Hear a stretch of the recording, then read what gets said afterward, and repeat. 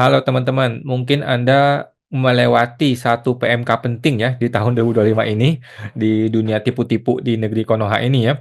Ada satu PMK namanya PMK 17 tahun 2025. Ini mengenai penyidikan pidana di bidang perpajakan ya teman-teman ya.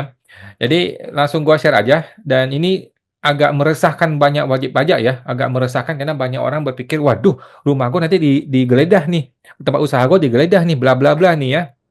Jadi, selama ini yang kita pahami adalah pemeriksaan pajak atau penyidik pajak itu tidak bisa menggeledah rumah orang ataupun menggeledah kantor orang atau usaha orang, itu tidak bisa dilakukan. Zaman dulu bisa dilakukan, tetapi sejak ada putusan putusan Mahkamah Konstitusi tahun 2023 kalau nggak salah bulan Februari ya atau 2024 ya.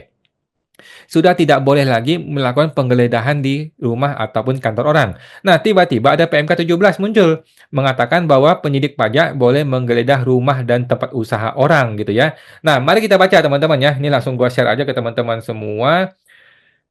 Jadi kita mesti paham adalah apa bedanya penyidikan dengan penyelidikan. Oke, yang lebih panjang namanya penyelidikan itu adalah ketika orang itu belum tersangka. Penyidikan atau sidik adalah ketika orang sudah tersangka ya. Selidik itu orang belum tersangka, kalau sidik orang sudah tersangka. Penyelidikan itu orang belum tersangka, penyidikan orang sudah tersangka. Nah, PMK 17 ini mengenai penyidikan yang lebih tinggi, yang artinya orang sudah jadi tersangka. Oke, teman-teman ya, biar lu paham ya.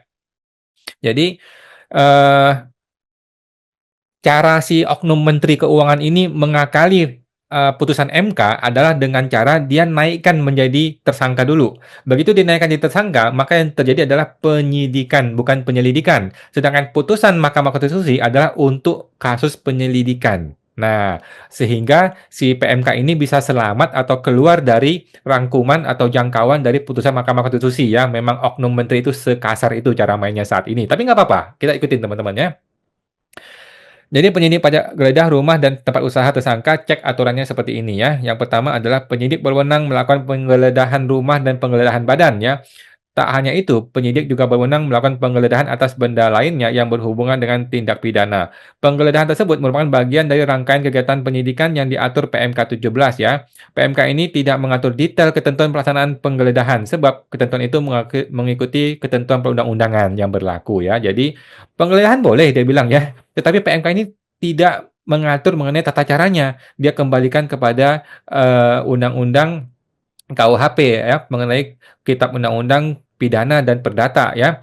Nah, jadi PMK ini mau ngatur KUHP, mau mengatur tata cara di pidana, nggak bisa dong, nggak bisa. Dia lempar kepada KUHP pidana, tetapi dia mau tegaskan bahwa penyidik kami boleh dong menggeledah lu gitu. Tapi ketika tata cara ditanyain, dia lepas tangan, dia lempar kepada undang-undang pidana ya. Nah, jadi penggeledahan dilaksanakan sesuai dengan ketentuan peraturan bla bla bla peraturan perundang-undangan ya di PMK ini ya. Bagaimana ceritanya menteri bisa mengatur urusan pidana kan kacau balau ya. Memang menteri ini agak sedeng orang ini ya. Bagaimana ceritanya dia bisa mengatur urusan pidana, urusan urusan yang di luar dari administrasi perpajakan gitu ya. Memang kacau ya. Nah, peraturan undang-undang yang dimaksud itu adalah undang-undang hukum acara pidana ya, KUHP ya. Nah, penggeledahan ini undang-undang KUHP itu sudah diubah terakhir kali 2024 atau 2025 kemarin kalau nggak salah ya. Yang sudah digugat ke Mahkamah Konstitusi ya, dan kemudian beberapa pasal sudah dikalahkan ya.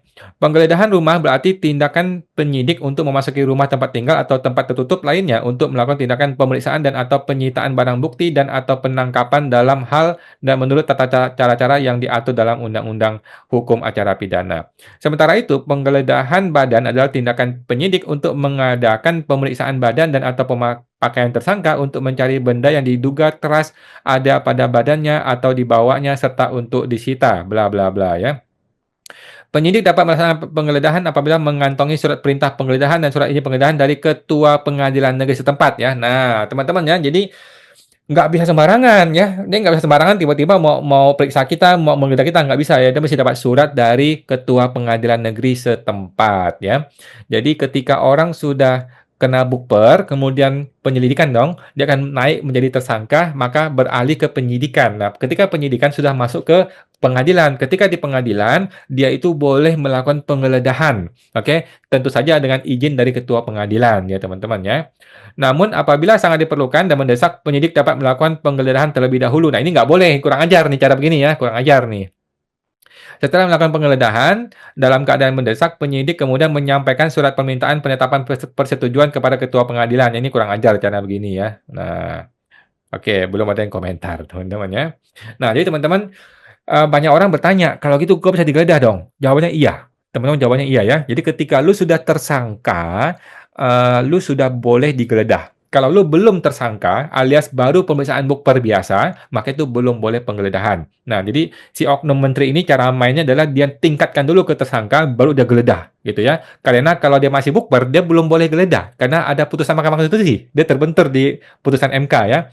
Nah, apakah PMK 17 ini akan digugat juga ke Mahkamah Konstitusi? Nanti kita lihat, teman-teman ya. Kalau teman-teman kena mengalami penggeledahan ini, silakan digugat ke MK. Jadi kan lu sudah mengalami kerugian ya, sehingga Mahkamah Konstitusi nanti bisa langsung membuat putusan sesuai dengan hukum yang berlaku. Gitu teman-teman ya. Oke, sampai jumpa. Semoga terbantu.